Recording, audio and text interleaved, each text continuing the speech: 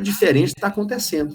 Mas por que que você sente sensações e você sente emoções no corpo condizentes com aquilo que você está vindo, que você está assistindo, e que não é real, né? O nosso aparelho psíquico, ele não faz essa distinção. Não é por acaso que quando nós dormimos e sonhamos, algumas pessoas acordam assustadas, algumas pessoas se molham, né, durante o sonho. Por quê? Porque enquanto, mesmo você estando dormindo, o seu inconsciente está funcionando, né, ele está produzindo, né, e essa produção inconsciente é o nosso aparelho psíquico, né. Então, como ele não sabe fazer distinção de realidade e fantasia, nós vamos ter várias sensações durante o sono, né? É interessante, Freud, ele já falou que ninguém morre no sonho. Você pode ver aí, se você sonhar que você está caindo, no último momento você vai acordar, se você sonhar que você, alguma coisa de muito ruim está acontecendo com você, na última hora você vai acordar, no último minuto, né, no último segundo. Por quê? Porque se o nosso aparelho, ele não faz essa distinção, se alguém conseguir vivenciar a morte no sonho, o nosso aparelho vai apagar, nós vamos morrer fisicamente também. Né? Então, é por isso que isso não acontece. Né? Podem procurar na lembrança de vocês aí, garanto que nenhum de vocês nunca morreu. Né? Vocês podem ter sonhado, né, com a morte, né? Pode ter sonhado assim, eu morri, o que está acontecendo? Mas a vivência da morte, vocês nunca tiveram e nunca terão. Bom, mas vamos seguir aí, né? Esse laço da horizontalidade, horizontal, ele nos coloca nessa posição de espectador. Espectador é a posição subjetiva passiva. Você não faz nada, você fica aguardando, você fica assistindo o que está acontecendo na vida. A palavra perspectiva, ela é uma palavra que marca uma posição subjetiva ativa, porque quando você pega um objeto qualquer, né, não sei se vocês estão vendo, estou com a calculadora na mão. Se vocês olham por um ponto de vista, ela tem uma forma. Se você mudar a perspectiva, se você mudar o ponto de vista, você vai ver uma outra coisa, né?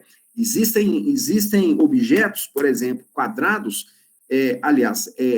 circulares, que se você colocar num jogo contra a luz, né, numa cena de luz, a sombra pode ser quadrada, né? Então, depende muito da perspectiva que você verá aquilo. Então, a perspectiva é uma posição subjetiva ativa, né? Então, é interessante a gente pensar nessas duas questões aí.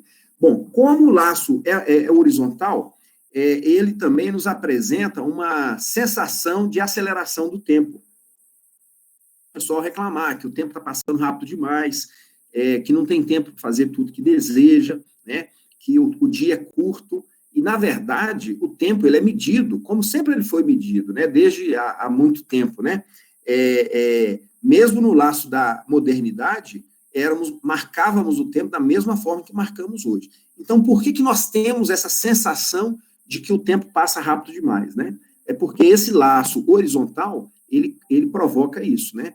Uma vez que ele encurta pela globalização, hoje nós temos acesso a várias pessoas, né? A gente pode vivenciar uma realidade de um outro país ao vivo, né? Ao mesmo tempo que a pessoa que está lá naquele lugar está participando. Hoje, por exemplo, se a gente tivesse aqui convidado alguém dos Estados Unidos ou do Japão para participar dessa reunião conosco, era possível, né? Porque eles teriam condições de fazer isso.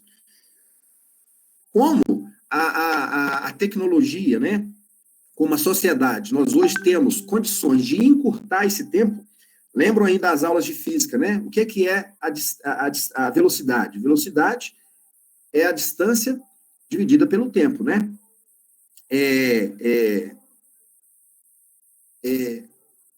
Se nós encurtamos a distância, né, aliás, se nós percorremos a mesma distância num tempo menor, né, então nós temos uma velocidade muito maior, né? E essa velocidade, ela acelera, ela dá uma achatada nessa questão do espaço-tempo, né? Então, é interessante. E a outra palavra do slide anterior, que eu falei para vocês que era importante, era a palavra decisão. Com essa perspectiva que nós temos hoje da hipermodernidade, desse tempo acelerado, as pessoas se sentem na obrigação, se sentem no dever de fazer muitas coisas ao mesmo tempo, né? À medida que a gente assume essas questões de fazer muitas coisas ao mesmo tempo, né? Se nós demorarmos, né, se a gente não tomar algumas decisões, se a gente ficar postergando algumas decisões, haverá um acúmulo de decisões para fazer.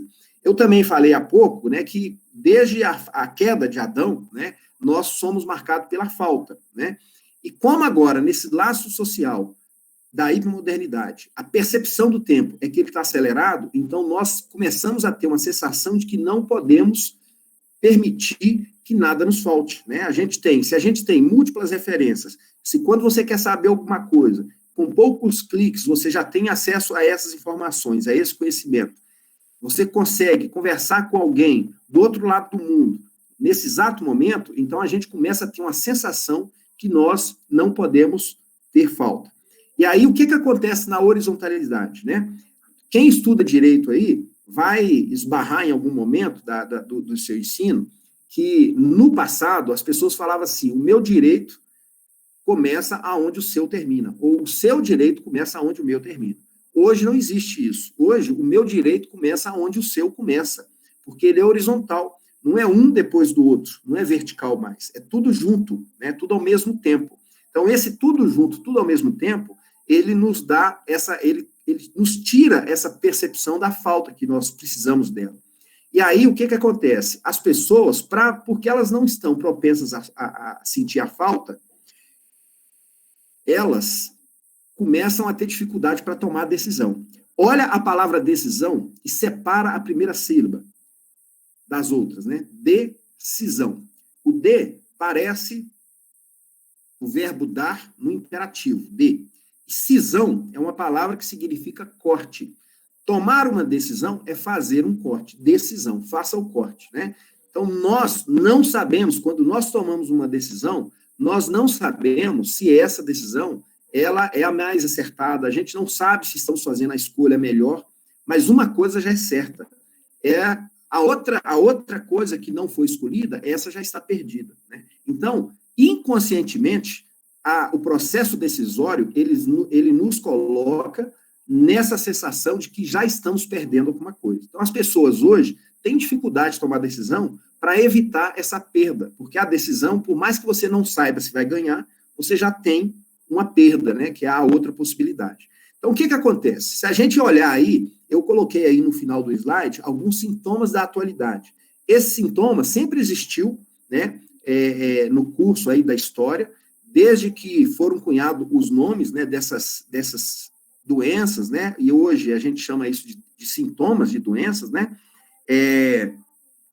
ele sempre existiu. Mas se a gente pega, por exemplo, Freud, no início do século passado, Freud nunca tratou depressão no consultório dele. Ele tratava melancolia, que é um caso muito mais grave, né, de depressão. Hoje, nós não falamos em melancolia, a gente fala em depressão, né, porque a melancolia é o extremo, e a gente já trata disso muito mais na superfície, né, do que nas extremidades. Então, o Freud, ele não tratou de depressão naquela época. Hoje, a depressão, né, é uma dos maus, é uma das doenças que mais matam, né? As doenças psíquicas, elas vão matar mais do que as doenças do coração, por exemplo, do que os infartos que a gente vê com muita frequência aí, né? O pessoal marcado pelo laço da modernidade morriam muito mais de problemas de coração do que de problemas psicológicos. Na geração de vocês, né, daqui adiante, vai ter uma inversão disso, né? Já se mata, né? Já se morre muito mais por questões psicológicas do que por questões do coração, né? Agora, olha assim, esses quatro sintomas a partir do processo decisório. E eu vou conceituar os 4 sintomas de um jeito muito diferente para ficar fácil de vocês assimilarem a ideia.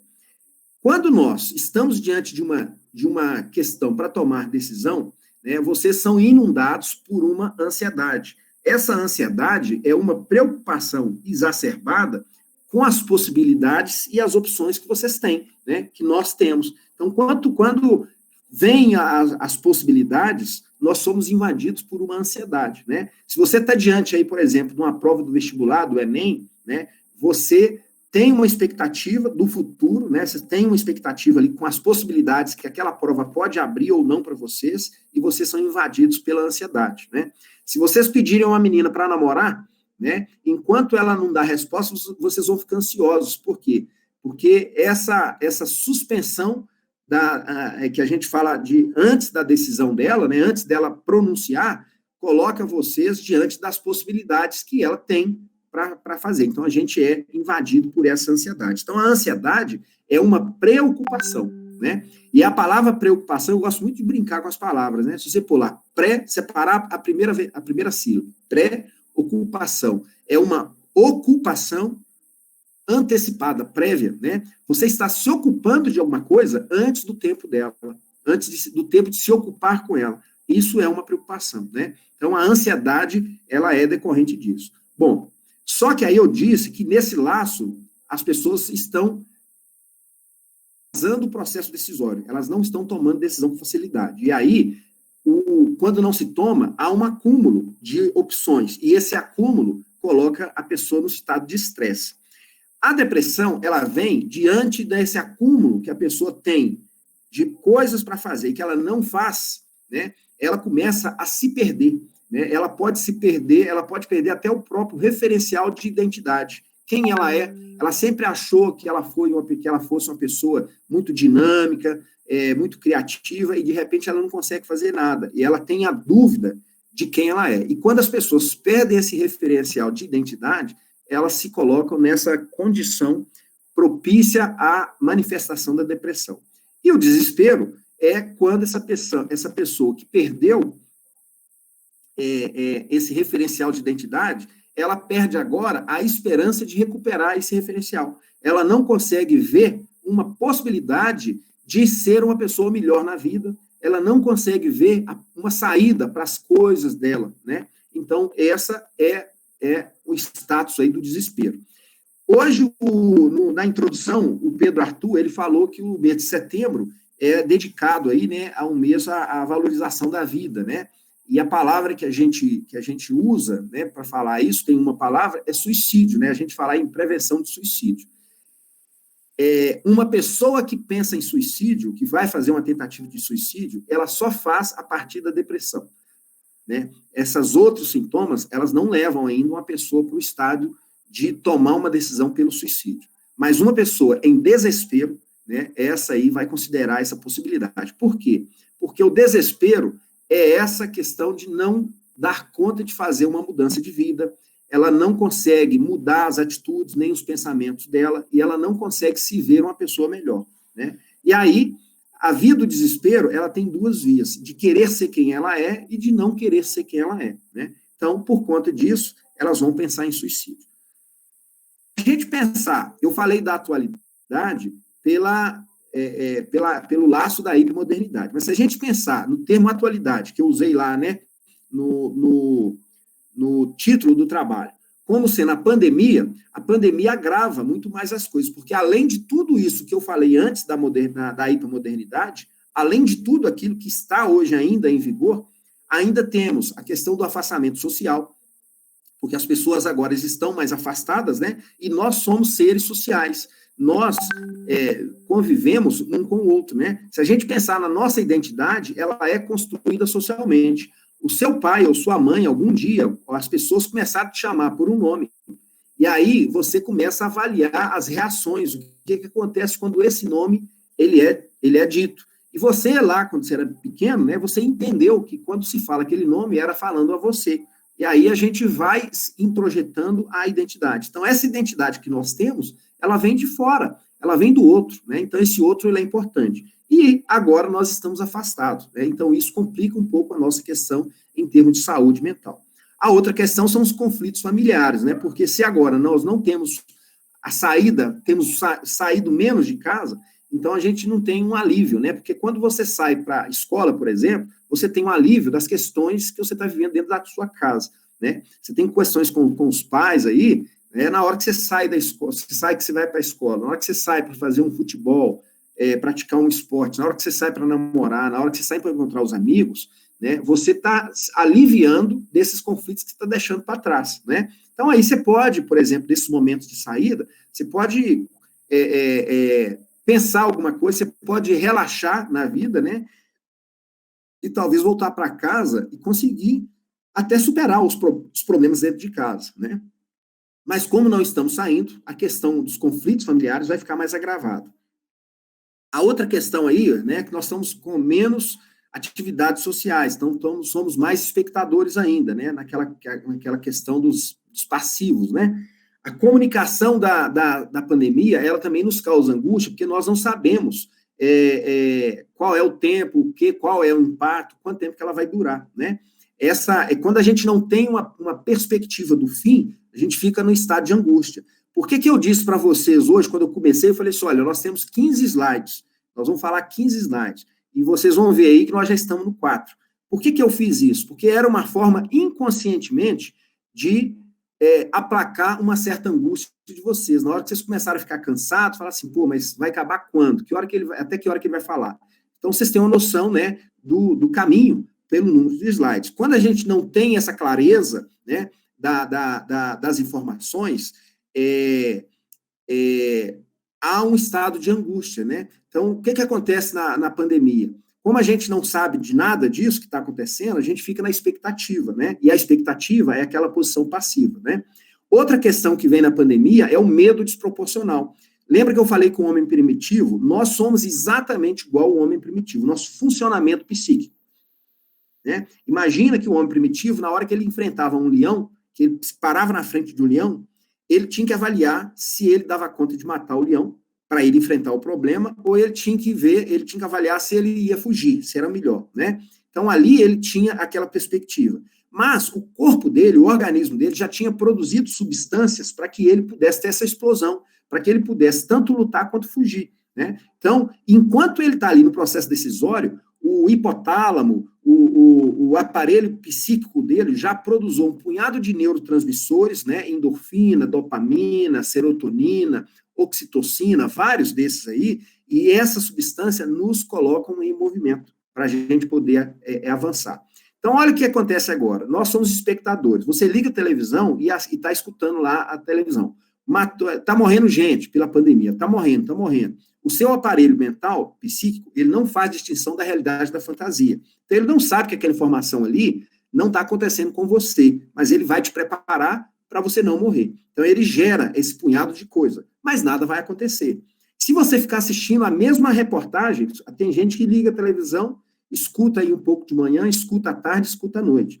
Vocês passam muito tempo com o telefone na mão, né, sendo invadido aí pelas informações, sem perceber, e inconscientemente, o aparelho psíquico, né, ele é sensibilizado e ele vai gerar essas substâncias todas, né, e essas substâncias, elas precisam de ser descarregadas.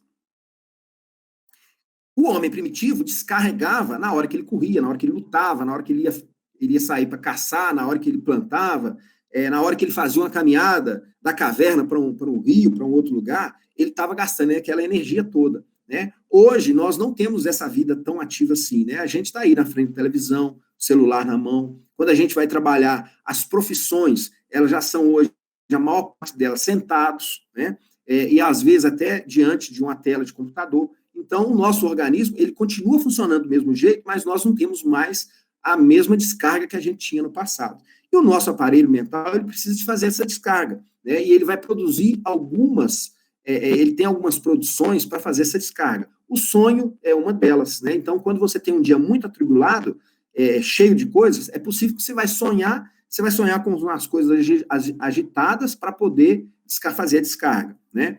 Existem outras formas de fazer essa descarga, né? Como atos falhos, que são erros na linguagem, quando a gente está falando, a gente brinca com algumas palavras, que a gente faz uma brincadeira inteligente, né? Que você ouve uma coisa, você brinca com um amigo, são produções do inconsciente. E outra é os sintomas. Então, hoje, a gente está vendo muito aí essa questão dos sintomas aumentando, né? Bom, eu fecho aí falando que ainda tem uma questão da pandemia que traz o despreparo, né, para essas coisas novas que a gente está vivendo, né? Vocês são adolescentes, vocês se adaptam muito mais fácil do que os adultos, né, em relação a isso. Bom, falando de decisão, que é a outra palavra lá do slide número 2, que eu falei que é importante, né? Eu já falei maior parte disso aí, né? Que a decisão, ela nos coloca nessa condição de tomar, de escolher, fazer uma escolha e de abrir mão e de perder alguma outra coisa, né? A questão é que a vida, viver, ela implica risco. Nós não temos garantia nenhuma de que a vida vai ser boa, de que estamos fazendo as coisas certas, né? E a gente nem sabe se existe, né, e qual é a coisa certa, né? O fato é que quem quer viver bem é uma pessoa que vai se arriscar mais vezes na vida. Então, a vida exige esse risco, né? E esse risco é uma questão de decisão. A saúde mental, né, é uma questão de decisão. A felicidade, quando a gente fala, né, a gente não está tratando hoje de felicidade, mas a própria felicidade é uma questão de decisão. Você decide, né, se você quer ser feliz ou não. Tem gente que acha que eu não escolho as coisas que acontecem comigo, né? Então, assim, você pode ter tido uma infância difícil, você pode estar tendo dias difíceis, você pode não ter liberdade que você gostaria de ter, mas você tem uma decisão. Você pode não estar decidindo essas coisas que estão acontecendo, né? Mas você pode decidir como que essas coisas que estão acontecendo. Olha para a pandemia. Tem muita gente que fala assim, a pandemia é um desastre, parou o mundo, né? Mas tem muita gente ganhando muito dinheiro nessa pandemia, porque eles estão percebendo, eles mudaram a perspectiva, né? Algumas pessoas, você vê aí, tem pessoas fazendo máscaras de pano, né? E vendendo R$10, R$15 uma máscara, né? Tem pessoas aí que, como os restaurantes estão fechando, né? Tem pessoas que estão entregando comida, fazendo delivery. Então, olha só, hoje uma pessoa que sabe cozinhar bem, ela nem precisa ter um restaurante, ela pode fazer a comida em casa, publicar no WhatsApp, no YouTube, né, e tal. Então, é uma questão de perspectiva, né? É como que nós vemos as coisas que estão acontecendo conosco, né? E precisa, para a gente ter boa saúde mental, já que vocês gostariam que eu falasse disso, né, de saúde mental, né, lembrem dessa última frase do slide, ajustar a palavra à vida, né? É que você viva aquilo que você fale, e que você fala o que vive, né? Tem pessoas que estão vivendo, que não está bem na vida, mas que vão para o Instagram, por exemplo, e ficam colocando lá imagens, como se ela estivesse bem, né? Você vê um pôr do sol, né? Coloca uma reflexão ali e publica, né? E a gente vai lá em busca dos likes, né? Então, é ajustar a vida, né? Não é problema fazer os posts, né? Mas que esteja um pouco mais ajustado conosco. Quanto mais a gente tentar viver diferente daquilo que a gente está vivendo, né? Quanto mais a distância daquilo que a gente fala do que a gente vive, mais risco de sofrermos na saúde mental temos, né? A Bíblia tem um momento lá que o Paulo ele fala, né? O bem que o seu sim seja sim e que o seu não seja não, né? Então tem gente que fala sim, mas quer falar não. Tem gente que fala não, mas gostaria que fosse um sim, né? Então é de você tentar adequar a sua palavra à sua vida, né? De ser mais coerente, mais congruente com isso aí. Viver já é um adoecimento saudável, né? Então a gente fala de saúde mental, né? Mas viver é uma forma de adoecimento, que você, quem vive muito e quem vive bem, vai chegar no fim da vida sem o mesmo vigor que tinha no início da vida, né? E isso é saudável, porque é assim mesmo que tem que acontecer, né? Mas como que a gente decide viver bem, né? Passar pela vida bem? Primeiro que é importante que você tenha uma motivação, né? Que tenha algo que te motive, que te tire do lugar, né? Seja um motivo da sua ação, né? Pensar que viver é um ato de correr risco, né? E que a vida é essa questão do risco, né? A vida, por mais que esses riscos trazem mal-estar na vida, esse mal-estar causa angústia, nós precisamos de mudar a nossa perspectiva, né? E assumir, né, a possibilidade de alguns riscos na vida. Então, essa angústia, ela tem a ver com a questão do nosso desejo. Lembra que eu falei, o ser humano, né, nós, desde a queda, nós somos marcados pela falta. Então, nós temos um desejo, né? Então, a felicidade e a boa saúde mental passa por essa realização do desejo que você tem, né? Quando eu fecho aí falando que não abre, né, é o segredo de ser feliz, é o que te move, o seu coração, você ir atrás disso, né? Vestibular, eu quero estudar medicina, abra mão do seu desejo, né? Então, por que você abre mão de algumas coisas? Se quer alguma coisa, mas você não consegue. Assim, estuda um ano inteiro para ir para o Enem, prova, e aí, na última hora, no dia do Enem, às vezes ele dorme mais e perde o horário da prova, chega lá atrasado, já fechou, né, a porta. Então, por que isso acontece, né? Às vezes, ele dizia que queria, o querer, ele é dessa ordem do consciente. A gente fala, a gente raciocina no querer, mas o desejo não. O desejo, ele é mais arcaico, ele é mais a priori, a gente não pensa muito nele, né? Tem pessoas que querem, mas não desejam, né? Tem pessoas que querem muito fazer a prova do Enem, mas o desejo é outro. E esse desejo com isso aí no curso da vida. Saúde mental, não apenas pandemia, que a rotina foi alterada, né? Mas a gente precisa de criar uma outra rotina. Então, vocês estão em casa agora, vocês talvez não estão tendo aula, não estão podendo sair para trabalhar, né?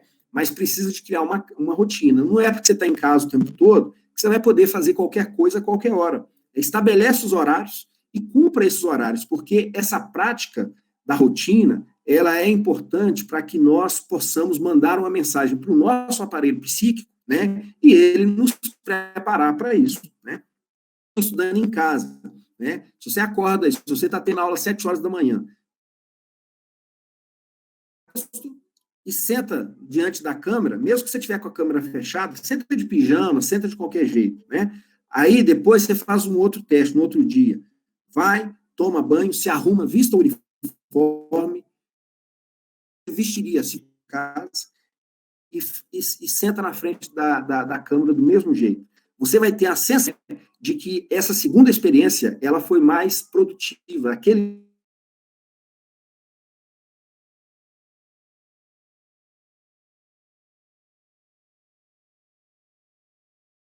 se prepara para sair e você não sai, você seguiu uma rotina que você tinha antes e ele já tinha. Então, nós precisamos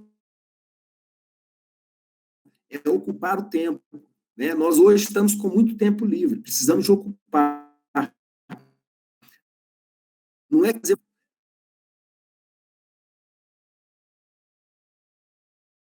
podem te trazer coisas boas, né? Então, é avaliar isso aí, não é passar o tempo, né? Mas é ocupá-lo e não é preocupar também, né? É ocupar o tempo. Diminuir o ritmo importante, né? A gente vive muito agitado. Lembra que eu falei que na hipermodernidade o laço comprimiu o espaço-tempo e a gente tem uma percepção de que o tempo está rápido demais. Então a gente precisa de desacelerar. Como é que você faz isso? Começa a fazer menos coisas ao mesmo tempo, começa a diminuir um pouco as atividades da sua agenda, né? Se você está saindo da reunião, né? Por exemplo, vocês têm uma reunião do capítulo e vamos imaginar que ela acaba aí 4h30, né? Arcar o futebol para 5 horas, então meia hora para deslocar. E dependendo de onde que vocês vão fazer isso, essa meia hora pode ser insuficiente. Por que não dá mais tempo, né? Vamos reunir de 5, mesmo que você não fique até 5, mas dê um espaço de tempo para você poder acabar a reunião, não ter que sair correndo, cumprimentar os seus irmãos, conviver, saber da vida deles, né? Aí, ao invés de você marcar o futebol para 5, marca para 6. Aí você vai ter mais tempo para você poder deslocar com tranquilidade, sem pressa. Você vai chegar no futebol, você não vai precisar de correr, né, para vestir a roupa, você pode conversar com as pessoas que estão lá. Então, a gente precisa de aproveitar o tempo, né, com essa questão, não é de encher ele de coisas para fazer, né? Cuidar dos comportamentos físicos e mentais, né? Com a prática de exercício físico, com a prática de coisas, de organizar a mente, né? Imagina que a mente da gente, o cérebro, ele funciona como um guarda-roupa. Você tem uma roupa, você está indo aí, querendo ir para uma festa, e você sabe que você tem uma roupa maravilhosa que você quer vestir. Se o seu guarda-roupa estiver desarrumado, você vai encontrar. Mas você vai gastar energia para encontrar. Você vai perder tempo com algumas outras questões antes de encontrar. A nossa mente é assim também. Se as questões organizadas na minha cabeça, energia guardada na cabeça da gente. Mas se você não tiver essa energia, né, perdendo tempo, né? Então, não tem mental. Essa organiza muito na vida. E a gente precisa de aprender a conhecer as pessoas, né? No curso dessa vida. Estar presente no momento atual é interessante, né? Por exemplo, numa reunião, aí, enquanto o palestrante está falando, você fecha a câmera e faz uma outra coisa ali presente, né? Você tá ali presente, você está ali ativo, mas a sua cabeça está em outro lugar. A gente está a palavra vida, também ajustar o momento, né? Quem fica preso no passado vai sofrer de depressão. Quem fica preocupado com o futuro vai sofrer de ansiedade. Não sofrer dessas questões é viver o presente. Se você está aqui na reunião, desliga as outras coisas, o WhatsApp vai esperar, podem esperar, né? A namorada pode esperar, e vamos viver isso aqui. Na hora que acabar, você vai fazer outra coisa, né? Então, a gente precisa de aprender a viver isso. Eu fecho esse slide aí, nós estamos no meio do caminho agora, né? Eu fecho esse slide falando de psicanálise, psicoterapia, porque são processos que nos dão consciência daquilo que nós vivemos. Mas existem formas de você fazer isso de outro jeito, né? A autoconsciência. Como é que você conquista a autoconsciência? É de você observar. Eu estou usando o exemplo da águia aí, porque a águia voa mais alto que as outras. Na hora que ela voa mais alto, ela tem uma visão mais ampliada, né? Ela vê mais panorâmica, a visão mais panorâmica, né? A águia também tem uma questão, quando vem a tempestade, enquanto as outras estão correndo, né, estão voando para o ninho, a águia, ela enfrenta a tempestade e voa acima da tempestade. Então, é interessante da gente pensar na águia como um exemplo, poder enfrentar os nossos desconfortos aí. Outra questão é não rotular as emoções. Isso é bom, isso é ruim. Tristeza é coisa ruim, alegria é boa. Não, porque se uma emoção ela existe para uma determinada função, caso. Né? Então, o momento de tristeza, ele é bom que ele seja vivido, né? Porque a gente precisa, a tristeza, ela traz o equilíbrio do nosso aparelho. Pensa que quando a gente fala em saúde mental, boa saúde mental, tudo que é de bom, ela precisa de um equilíbrio, né? Então, a gente precisa de viver, mas nós precisamos dos momentos de tristeza também para poder causar o equilíbrio nisso aí, para a gente até para saber valorizar os outros momentos, né? Nós precisamos também de identificar as emoções. Está ansioso? Quando você entra no processo de ansiedade, o seu corpo, ele reage antes. Antes de você começar a tomar conhecimento das coisas, ele já reagiu. Às vezes, ele treme, algum músculo treme, às vezes você começa a suar muito, né? Balançar as pernas, né? Balançar as mãos, criar tiques nervosos. Então, a gente precisa de entender um pouco isso no corpo, né? Na hora que você começa a observar e se conhecer, você começa a ter um certo domínio dessas questões. Observar que as suas emoções propagam nas outras pessoas, né? Imagina que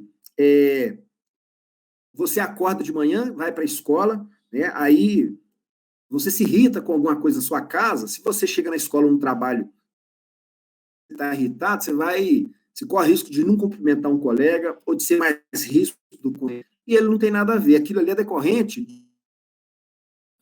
Então, as nossas emoções elas repercutem, né?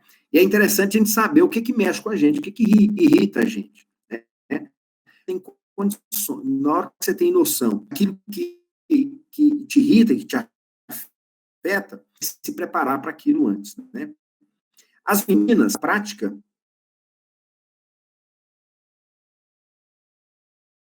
elas sabem lidar mais com as emoções, mas porque elas convivem com isso desde pequenas, elas aprendem a falar disso, e nós não somos treinados, nós não somos ensinados. Então, uma boa prática, elas ficam escrevendo lá no diário, se nós escrevermos as sensações, as emoções que sentimos, nós vamos saber também tratar, cuidar delas. Bom, uma coisa é saber, a outra, então eu falei de autoconsciência, de como que você pode fazer, né? Então agora eu vou falar como que você controla isso, né?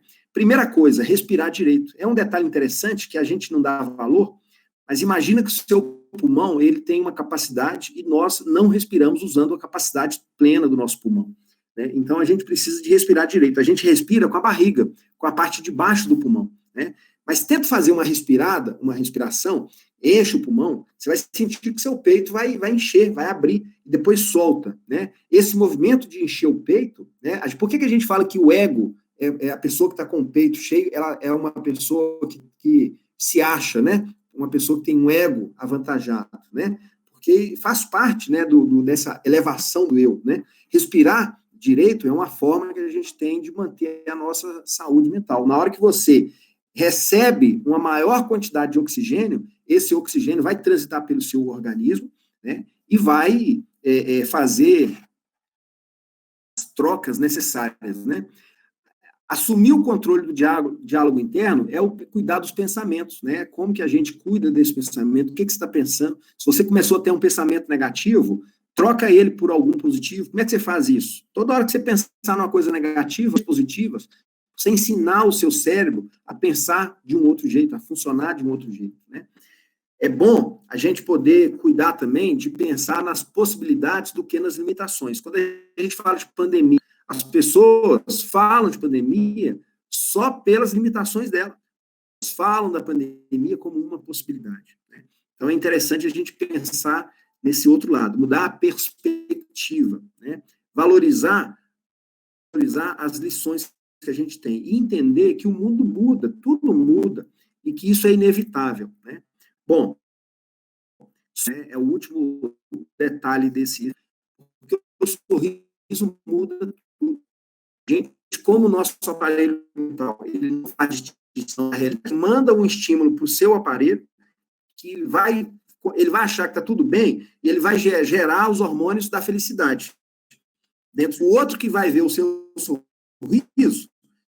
sorriso, né? O inconsciente dele vai preparar o aparelho psíquico dele, vai ser inundado por uma avalanche de sensações dos hormônios da felicidade, e é provável que as pessoas vão ficar rindo, né? O riso é contagiante, né? Então a gente faz bem o sorriso. Bom, e eu falei que a nossa identidade, ela é construída, então a gente é bom, né? Quantas pessoas não sabem o nome delas? E o nome tem um sabor, né? Tem um som nos nossos ouvidos. A gente gosta de ouvir o nome, né? Então a gente precisa de cuidar isso. Aprender a ler o comportamento do corpo, né? O corpo fala muito com o corpo, muito mais, né? Então é viver isso, né? Essas outras questões eu já falei. A praticar a arte do ouvir, né? As pessoas gostam de ser vistas e de serem escutadas, né? Então, na hora que você fala o nome, na hora que você para e olha no olho de uma pessoa, ela sabe que ela está sendo vista. Quem fala com você, se você olhar para ela e escutá-la, ela sabe que ela está sendo escutada. Escutar é diferente de ouvir, né? Só a sensibilidade do aparelho auditivo. O escutar. Então, a gente precisa de fazer. Vou falar um pouquinho do suicídio, né? Porque o setembro é o mês marcado aí, conforme o Pedro Arthur falou, pela valorização da vida, né? E amarelo, ela começa com um adolescente, né? De 17.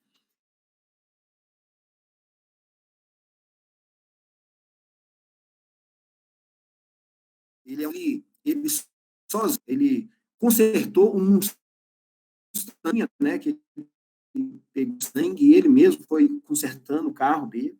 E o Mustang dele era amarelo, né? Só que ele teve problemas na vida dele, né, que o levaram a decidir pelo suicídio.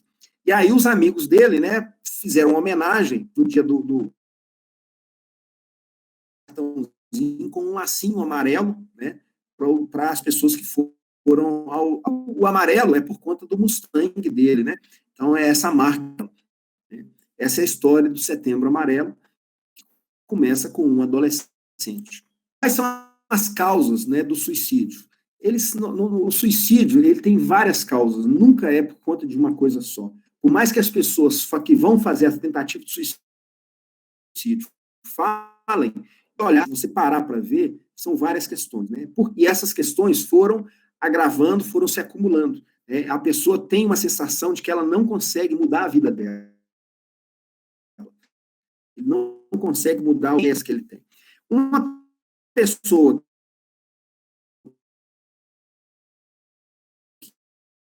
que vai fazer isso, ela fala que a vida não tem mais sentido, que o mundo vai ficar melhor se ela não estiver aqui, né? E que as coisas vão funcionar melhor sem ela. Ela vai estar desgastada, ela vai estar impotente diante da vida, né? Que elas costumam de parar de fazer aquilo que gosta, né? Lembra do Mike que eu falei, né? O Mike tinha o prazer de cuidar do carro dele. De repente, antes dele decidir pelo suicídio, ele parou de mexer no carro dele, né? Se a outra dele tivesse mais atenta, ia perceber que ele deu algum sinal, né? O sinal de que quando você gosta, né? E a outra questão, pedida. Esse módulo de despedida é muito dentro dos hospitais que estão com a própria morte, né? Então, quando a pessoa sabe que vai morrer, ela entra nesse modo, ela começa a dar coisas dela para os outros, né? Uma forma de dar lembrança, já que ela não vai estar mais naquele mundo, é uma forma de dar um presente, né? E o outro ter um pedaço dela, né? Começa a visitar os amigos, visitar pessoas, fazer visitas em pessoas que ela tem muito tempo que elas não se viam, e resolver problemas, né? Resolver pendências, né? É uma forma de... A gente precisa de ficar atento, né? Vocês aí podem ter, né, colega, que a gente faz a prevenção do suicídio. Passa pela conversa. A gente precisa ter coragem, né? As pessoas que estão pensando em suicídio, elas já têm o desconforto da vida delas, né? A vida já é desconfortável. Se você perguntar para elas, elas não têm, aquilo ali não causa desconforto. O desconforto é muito mais em nós do que nas outras pessoas, né? Porque a gente não quer falar de morte, não quer pensar na possibilidade que alguém querendo tirar a vida.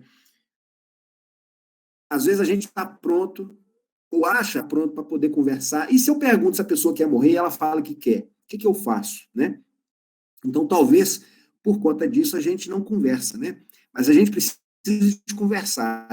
Se você perceber que tem alguém aí com possibilidades, letras da sua vida, né? Porque elas gostam de ser vistas e ser escutadas. Se perguntar, ela vai saber que ela foi vista. Porque, de repente, no meio da multidão, alguém a viu. Tente minimizar a conversa. Pensando em fazer algum mal para você? Você está pensando em fazer alguma coisa ruim? Né? Fala a palavra, né? Não tenha resistência, né? A pessoa, como é que é distrair? Ah, não esquenta não, que tudo vai dar certo, a vida é assim, vai melhorar, né? Isso não funciona. Por quê? Porque a esperança de uma vida melhor. Então, a gente precisa de encarar o problema deles. É a tal da empatia, né? É de você sentir a dor do outro. É você entender que ele está vivendo uma coisa que você não faz a menor ideia, né? E você pode, eu não consigo te ajudar. Eu não sei o que eu faço para te ajudar. Mas eu sei de uma coisa, eu vou te ajudar. Que eu não dou conta, mas vamos pedir ajuda? Vamos conversar com alguém? Liga para um psicólogo, marca um horário para ele, vai com ele, leva ele numa consulta.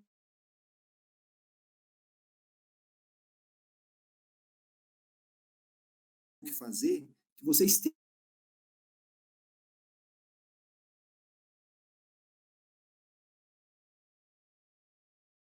para ela qual é o plano. Como é que você já pensou como é que você vai tirar a sua vida?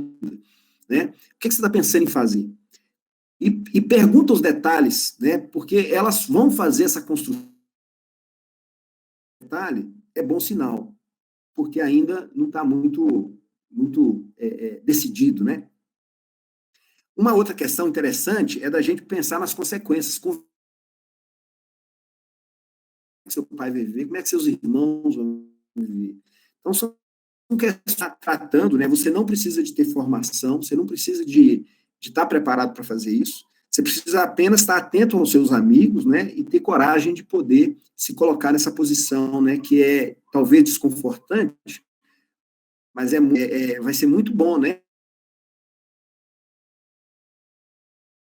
Psicólogos, mas tem alguns serviços sociais aí que também cuidam, né, dessa questão de saúde mental, como o Centro de Valorização à Vida, Sersan, CRAS, tem vários serviços. Como que a gente vence esses pensamentos? Lembra que eu falei de 15 slides? Nós estamos acabando, tá? Como que a gente vence esses pensamentos, né? É fazer a pausa no meio dos... Lembra que eu falei que a vida está corrida? Que a vida, o tempo, a percepção da vida, do tempo, ela está passando rápido demais. A gente precisa de fazer as pausas, né? Eu falei para vocês, né? Entre um programa e outro, dá uma pausa, né? Dá um espaço maior para você poder se deslocar sem correria, né? Para acalmar o seu coração, né? Para você prestar atenção no que está à sua volta, nas pessoas que estão com você, né? Cuide dos vínculos sociais, liga para os amigos, olha aí quem que está mais... Fala sobre os seus sentimentos, né? Fala sobre os dele. Quando você for conversar com alguém, se você não souber o que falar, fala para ele, eu não sei o que eu faço, né? Porque quando você fala isso, a pessoa sabe que você está sendo... Faça projetos de vida, mas não é aquele projeto assim, quando eu aposentar, quando eu tiver 50, 60, né? A gente precisa desse projeto. Mas só que a gente precisa de ter alguns que são mais fáceis, a gente precisa de quebrar o plano grande e ter várias pequenas metas, né? Porque isso nos ensina. Olha como que a maçonaria faz com os maçons, né?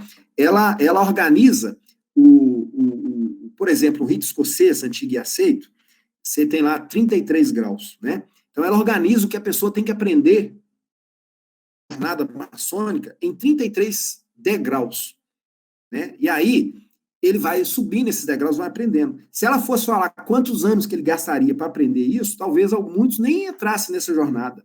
Pô, isso vai demorar demais. Mas na hora que ela fala em termos de grau, isso minimiza o impacto e você ganha um incentivo. Na hora que você pega o grau 1, você fica querendo o grau 2. Na hora que você pega o 2, você tem uma gratificação, porque você venceu a primeira etapa, e aí você começa a olhar para o 3. Quando você assusta, você já está lá no final da carreira, né? Então a gente precisa de fazer isso. Uma crítica, principalmente a sua crítica, né? Geralmente, as pessoas que mais criticam, mais ferrenhamente nós, somos nós mesmos, né? Sabe qual que é a autocrítica? Sabe qual que é a crítica que nós fazemos, que é a mais danosa? É aquela que a gente fala o seguinte, eu não consigo. Essa é a pior delas, né? Quando alguém manda você fazer uma coisa, ou pede, né? Vamos imaginar aí o Pedro, né? Hoje o Pedro pediu para o Samuel fazer a oração no início, né? Já pensou se o Samuel fala assim, poxa, Pedro, eu não consigo fazer isso. Sabe o que ia acontecer? O Pedro não ia conseguir mesmo, não, né? Porque ele ia acreditar nisso com tanta força que ele ia conseguir realizar o dever de não conseguir. Então, por que a gente não fala diferente, né? Olha, eu não estou preparado não, Pedro, mas eu vou. Olha, Pedro, eu sou tímido, eu não sei falar em público, mas eu vou, né? Então, a gente poder, né? Lembra que a vida é um contrato de risco, né? A gente enfrentar os riscos da vida e ser menos crítico com nós mesmos, né? Valorizar os pequenos feitos, né? As pequenas coisas que você faz, lidar com erros é muito interessante, né? A palavra errar, ela tem dois significados, né? Errar significa cometer erros, falhar, mas errar também significa caminhar na vida, né? Quando a gente fala assim, aquela pessoa ali é um caminheiro errante, por exemplo, né? É uma palavra. Né? Errante é o quê? É que ele está caminhando, né? Só erra quem está caminhando. Quem não erra não vai fazer nada, né? Então a gente precisa aprender que o erro faz parte do nosso aprendizado, faz parte da nossa vida. A gente precisa de errar para aprender. A gente não aprende. Uma pessoa que só ganhar na vida, ela não aprende, né? Mas ela precisa de perder para ela tirar uma lição, né? Resiliência é uma palavra que eu pus aí. A resiliência vem da engenharia. Os estudantes de engenharia já devem ter esbarrado nela, né? Resiliência é a condição de um metal, depois que ele passa por uma... que ele é estimulado, né, a fazer alguma mudança nas suas propriedades, ele consegue retomar as propriedades depois que passa essa adversidade. Se você pegar um metal e levar ele no fogo, né, depois que você tira ele do fogo, ele consegue se recompor, né? Então, a resiliência é isso, é nós passarmos pelas adversidades da vida e podermos voltar às nossas origens, às nossas questões mais essenciais, né? Bom, Pedro Arthur, eu falei demais, né? Eu passei, apesar de eu ter falado aí em 15 slides, né? Nós estamos aqui já há algum tempo, e eu espero que vocês tenham, em algum momento, né, alguma coisa desses slides, tudo que eu falei, de alguma maneira vocês podem ter sido capturados, vocês podem ter sido estimulados para poder aprender alguma coisa, para poder falar alguma coisa. Então, eu gostaria agora que vocês saíssem da posição de espectadores, de só ficarem me ouvindo na tela, mas que vocês tomassem uma perspectiva sobre saúde mental junto comigo. Então, eu me coloco à disposição de vocês para que a gente possa conversar agora, né, sobre o que vocês quiserem dentro desses temas aí, né? Hoje eu até incluí o suicídio, né, aqui, por conta desse setembro, né, amarelo. Eu não falo de suicídio quando eu falo de saúde mental, mas hoje eu fiz essa concessão e foi bom porque o Pedro Arthur, na fala dele, ele já abriu falando um pouquinho disso, né? Então, se vocês quiserem, eu estou à disposição de vocês, tá? Muito obrigado pelo carinho que vocês, sobrinhos, tiveram comigo nessa tarde.